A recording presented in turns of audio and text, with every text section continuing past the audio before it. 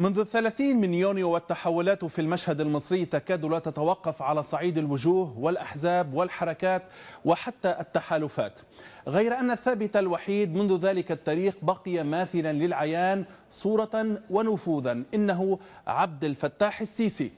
وقف السيسي وزيرا يتلو بنود خريطة الطريق ثم محركا من وراء الكواليس لمرحلة انتقالية انتهت بتنصيبه رئيسا لمصر. أما المتحرك في ذلك المشهد فيكاد لا يحصر، والبداية من محمد البرادعي الذي عين نائبا للرئيس المؤقت ثم استقال اعتراضا على فض اعتصام رابعة العدوية.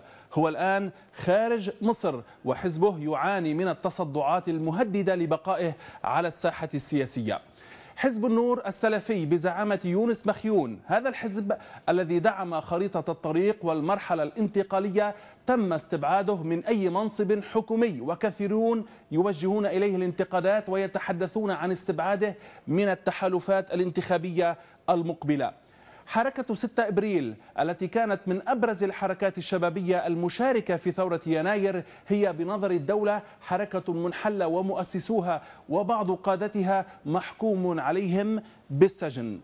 وحتى حركة تمرد التي كانت أول المبادرين إلى الدعوة لسحب الشرعية من الرئيس محمد مرسي شهدت هي الأخرى انشقاقات داخلها فيما عرف بحركة تمرد تصحيح المسار.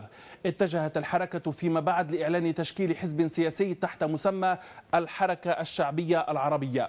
هناك أيضا حازم الببلاوي أول رئيس للحكومة بعد عزل مرسي، لم يدم في منصبه طويلا واستبدل بإبراهيم محلب.